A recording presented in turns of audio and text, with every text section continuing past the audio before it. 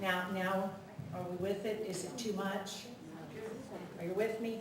This presentation is a glimpse, and I mean a glimpse, into the life of George Speri, world-renowned scientist and inventor who lived in Burlington, Kentucky, and led an extraordinary life.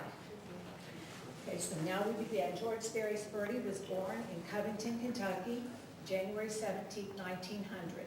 He was the son of Italian immigrant parents, his father, Giorgio Antonio Sperti, and his mother, Carolina Speri. The Spertis have a daughter, Mildred, 2 years older than George, and it's important to understand these children were extremely important to each other all through their lives. They remained together always, and they were completely devoted to their parents, and they held them in the highest regard. Now, in the new country, the parents Americanized their names. Giorgio becomes George. Carolina becomes Caroline. Are you hearing me? And the Spertis own 2 dry cleaning shops. One is on 8th Street, and that's where the family lives, above this shop, and one is on Scott Street. George is educated through the Covington Public School System. He attends First District Elementary and later Covington High. Covington High is Holmes High. Now, let's take a look at some family pictures to familiarize you with the family. Okay, this is already not working. There is George Sr., Giorgio Sr., now George.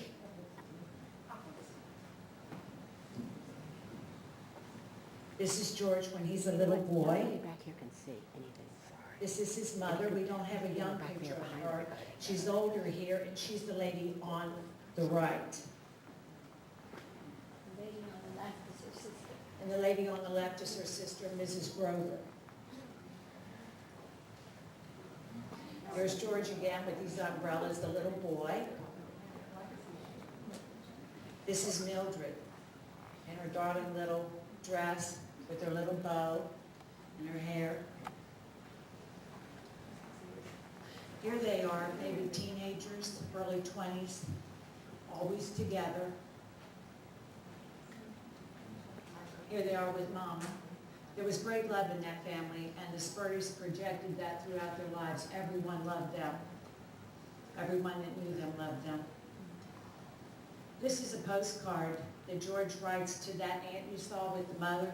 Dear Aunt, I miss you so much. I wish your machine were working so you could come and visit me. I know some people remember when we called the car the machine. That's Pike Street. George would have been about 17 years old in that picture.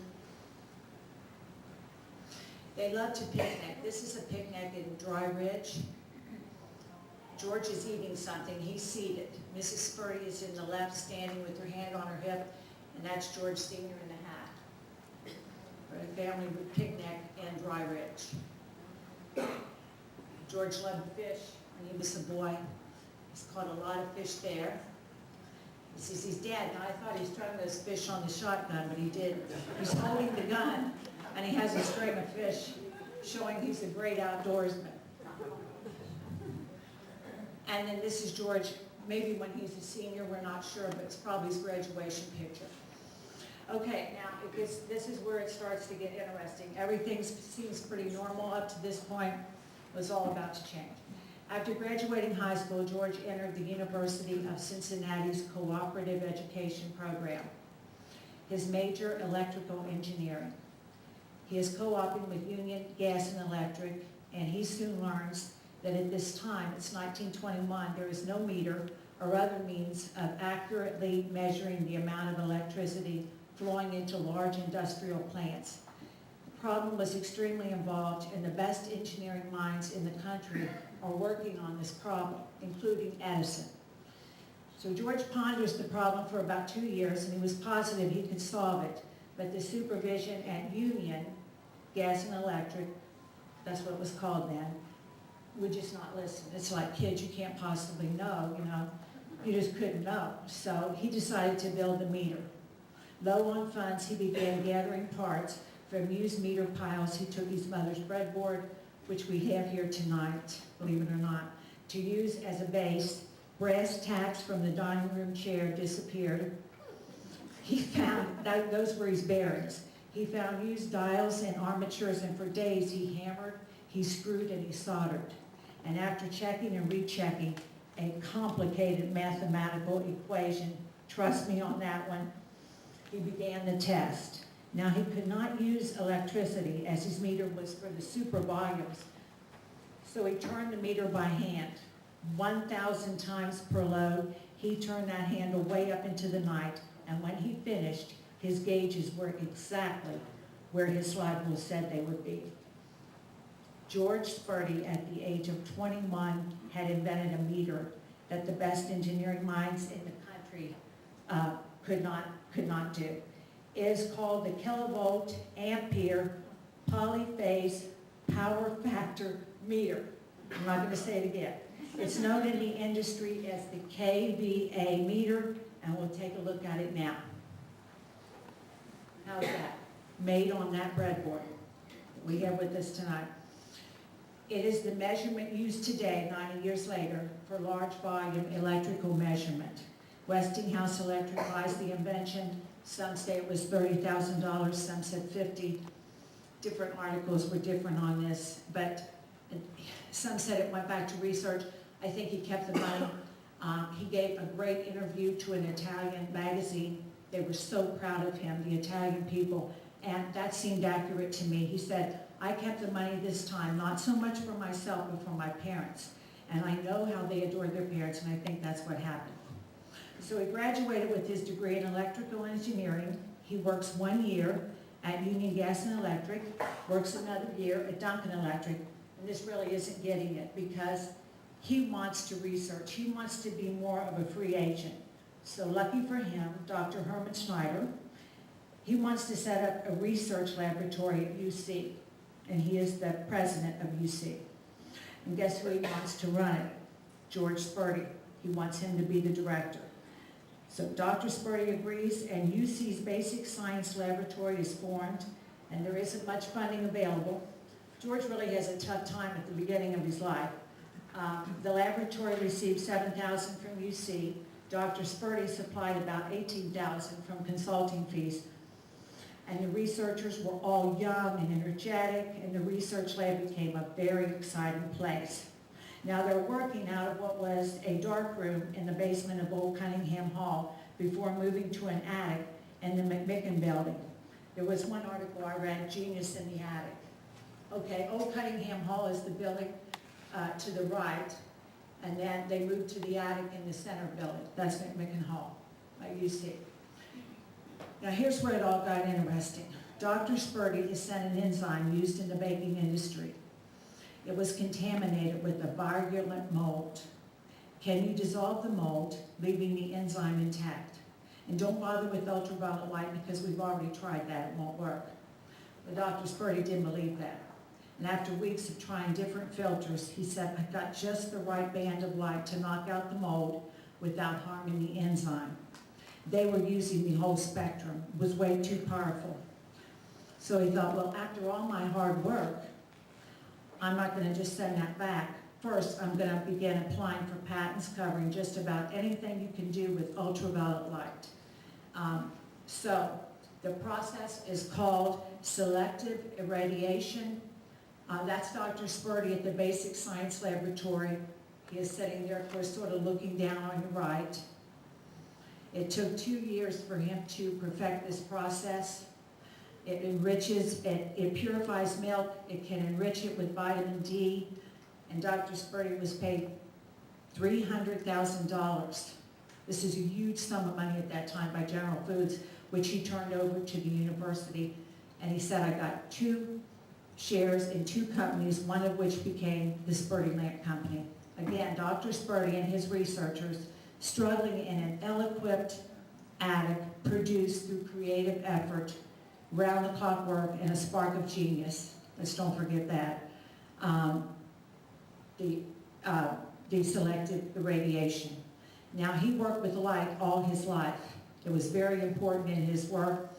This process sterilizes food, it enriches food products, it detoxification of vaccines, and I'd like to say here, he also developed a line of therapeutic lamps based in the field of gaseous discharge the Speri sun lamp. Now first, I think there it is, and good work. At first, this sun lamp, it went on to produce a tan, but at first, Dr. Sperti was all about just helping people, and at first, this was just created to help with rickets and those type of diseases, anemia, rickets, and tuberculosis. So now we move on to 1935. George was getting a little restless at the Basic Science Laboratory, so he is contacted by the Most Reverend John McNicholas, the Archbishop of Cincinnati. Now, the Archbishop had an ambitious plan in his mind to create the Athenaeum of Ohio, a graduate school of scientific research and education, the Institutum Divi Tome, under the patronage of the great St. Thomas Aquinas, the great thinker of the 13th century. Now also, the Most Reverend wanted the establishment of cooperative assistance at Catholic research laboratories and affiliated colleges and hospitals, an ambitious plan. So the Institutum would be the main institute with these satellite laboratories stretching out all over Ohio. Now the question was, who could direct such an ambitious plan? George Sperti accepted the title of director of this most prestigious graduate school, the Institutum Divi Tome. Now, and he was affiliated with this great school for the next 50 years. He was director, professor, fundraiser, benefactor. He poured millions of dollars of his own money into this school, and he was the driving force behind it. This school and his quest for cancer were his lifelong ambition. And the school, because his main goal was to produce scientists who could produce and carry on the work. So again, Dr. Sperti must build the Institutum from the ground up. It started here in the music room. I tell you, struggling at first, of St. Gregory Seminary, and in a few years, the scientists moved to Madison Road, and it would remain here until the school closed in 1988. They purchased these two beautiful mansions. This is the administration building, and then this is the scientific research center. Pretty great. Okay, now, it was a very prestigious and it was very difficult to be accepted. Applicants applied from all over the world. They only took the best of the best. There were 30 students at a time. So while it was funded by the Archdiocese and private benefactors and profits from Dr. Sperti's patents and inventions, it was open to all denominations, races, creeds. One exception, Dr. Sperti would not accept an atheist. Quote, "I respect the right of an individual to believe or non-believe as an atheism, but I don't want to work with an atheist because I feel that a man who denies God is not and cannot be a true scientist. He felt guided in his accomplishments by God." He was a sought-after lecturer, and a famous lecture that he gave in Fort Worth, Texas, "Has science disproven God?" And the answer was no, no, and no. And he also had made sure that there were free tickets at that lecture for any struggling scientist who couldn't afford to attend. Okay, he was a devout Catholic who believed that the physical construction of the universe and its operation gave ample and absolute evidence of a creator, and Dr. Sperti found God at the heart of nature. So, the Institutum had a unique teaching technique. Dr. Sperti called it collective research. At the Institutum, each expert would be the teacher of the carefully selected students. More than that, then the students would help work out the research problems. The work of each small class would be available to all the classes, and then any general problem being studied could be attacked simultaneously from the standpoints of whatever branch of science was needed. Dr. Sperti was an excellent professor and could instruct his students so that they understood perfectly how to go about solving the problem.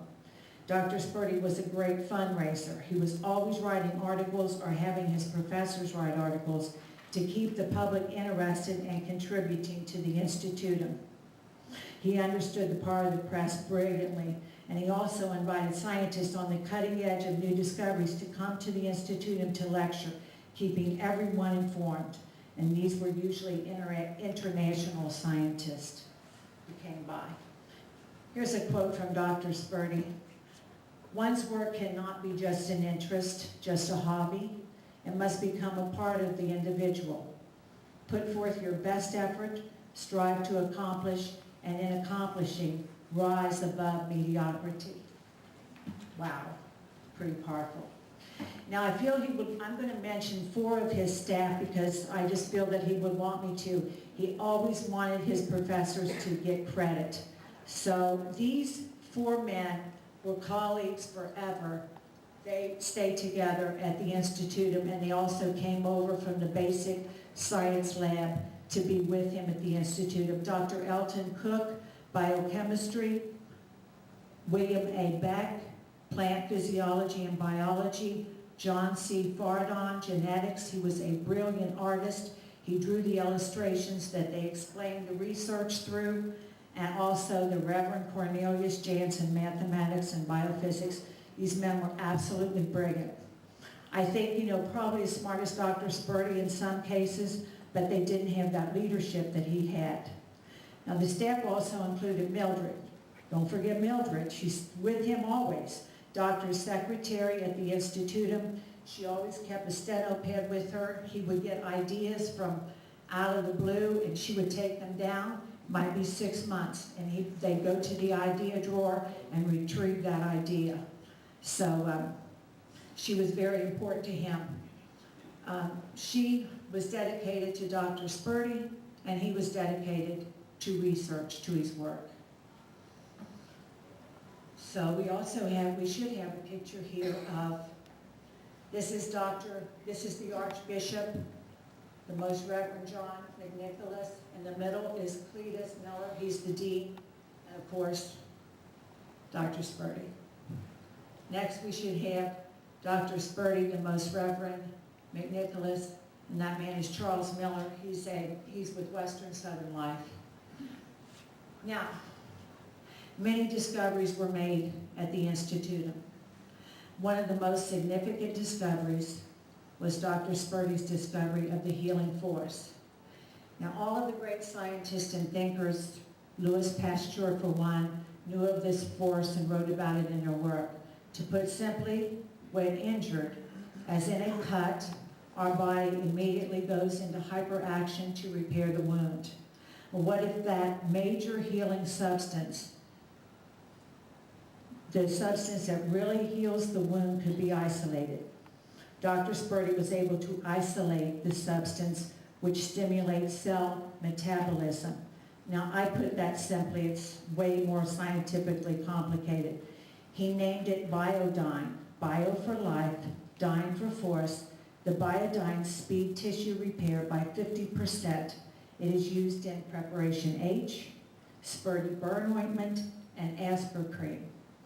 It's absolutely, when you think of these 3 things, think of tissue repair and rejuvenation.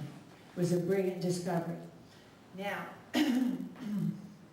for the burn ointment, it was used to treat the victims of the Coconut Grove fire of 42. 500 died. It was a horrific fire. The account was just terrible. Dr. Sperti sent, there were many hurt. There were many, and they were burned badly. Dr. Sperti sent all the Institutum had in reserve to treat the victims. He was a great humanitarian. Another account, 7 members of the Royal Canadian Army, they were bombardiers, and they were burned horribly in an explosion in the northernmost part of Canada. Dr. Leo Nutini, he was a physician and professor of experimental medicine, and Professor Binford flew to their bedside to treat them. They boarded the plane with a huge drum of Sperti biodyne ointment. And it was 1 week until Dr. Sperti got word from Dr. Nutini. He said, they're going to be okay, Doc. So I just think that's a wonderful testament to the humanitarian in Dr. Sperti. I brought some. It's off the market now. There's a whole website that talk about, I wish we could get Speri. I told my husband, you can use this only if you think you may be facing amputation. Otherwise, don't waste that burn ointment. Take it like a man. Just kidding. Okay. This is the, now we're going to the, this is the Institute in DVT in Palm Beach. It is the Marine Biological Research Laboratory. Wow. The Institute began looking for a location in Florida to study marine cell life as part of its cancer research. On learning this, Colonel Bradley of Lexington, he was a wealthy, thoroughbred farm owner. Dr. Sperti had used his life to enrich feed of the horses, the vitamin enrichment process. So on learning that Dr. Sperti was looking for a location, Colonel Bradley of Lexington donated the Oasis Club to the Institute. Now, marine cells are larger and can be studied better under the microscope. There are 3 buildings on the property. The first is Bradley Hall for the Colonel. Donner Hall was donated by a wealthy businessman, Mr. William Donner of Philadelphia. And there was also a 3rd building. So now we have the Aquina, the Institutum's research ship. And this was a floating laboratory. This yacht was converted into a marine biology research laboratory. Dr. Sperti created a lab right on board. They learned that plant and marine life are best studied in actual living conditions. And so the scientists, could get better results when they studied it right on board. So there they are. There's Dr. Sperti and right on board the Aquina studying research. Okie dokie, medicine man. Can you believe this life? Medicine man. Dr. Sperti was the principal consultant to the War Board in World War II. During this time, the United States, we are really in trouble because we're desperate, because we're in need of agar. The Japanese have a monopoly on the agar supply, and of course we're at war with them, so we can't have any. Agar is used in the diagnosis of disease like malaria, tuberculosis, scarlet fever, and other tropical diseases. It is a gel-like substance extracted from seaweed, and it's very difficult to find. Here, Dr. Sperti is combing the Florida Everglades with Native American Seminole medicine men who know the tropical plants very well in search of agar. The agar that Dr. Sperti produced was far superior to that of the supply Japan held. So he was amazing. Before we go here, I don't have a picture for this, but it's another humanitarian effort. Missionaries in foreign lands were returning to the United States with reports of thousands of natives going blind or with horrible eye infections, eye sores. So Dr. Sperti created vitamins, and they were called the missionary tablets. These vitamins consisted of shark liver for the vitamin A, vitamin C from citrus fruits, and other nutrients to take back to the natives. And they called these vitamins missionary tablets. So I am just talking about him and not living him, but I could use a missionary tablet just talking about what he did. Okay, now the Rookwood Pottery, a beautiful building, Cincinnati, everyone knows the Rookwood Pottery. A portion of the pottery was donated to the Institutum in the early 40s, and a research laboratory was set up here. And one of the endeavors that went on was Mary Pickford Vanishing Cream. Now, this campaign failed. Even though iodines were used in the formula, some articles said that Mary had become too old to be the pitch woman. She was really hot in the 20s. But I thought, if you want vanishing cream, you need wrinkles, hello? So Mary's older, so why would she be too old? But that's what an article I read said, that maybe they didn't identify with Mary anymore. But somehow it did go, somehow it just didn't go over. So it was packaged beautifully too in Rookwood jars of light pink and light blue. I would have bought it. I'd bought anything Dr. Speri said this is good, I'd have bought it. Okay, Mary and Dr. Sperti were friends, and she was a benefactor of the Institutum. I think we have a picture of her. when Dr. Speri created freeze-dried orange juice concentrate, another of his patents, she came to help with the sales campaign, and 93% of the nutrients were intact with his concentrated process. Now, Dr. Speri and Mary also created the Society for Aging. At this time, scientists were forced into mandatory retirement. Some had no place to go. They had given their life to their research and they didn't have any place to go, and now they had to retire. So Mary and Dr. Speri created Emeritus House in the Palm Beach facility of the Institute in DB Tomei. It contained, dining rooms, sleeping quarters, libraries, and guess what? They could practice because the DB Tomei was privately owned. So they always were careful not to accept grants or things that would make them have to, be accountable to what the industry was doing. So at this time, after all we've seen, keep in mind that Dr. Speri is directing 100 scientists at Cincinnati locations, the Palm Beach location, and they had 15 satellite hospitals and colleges with laboratories, all working collectively. So you wonder how he could do it. I've got to touch on his cancer research for a moment. This was his lifelong ambition.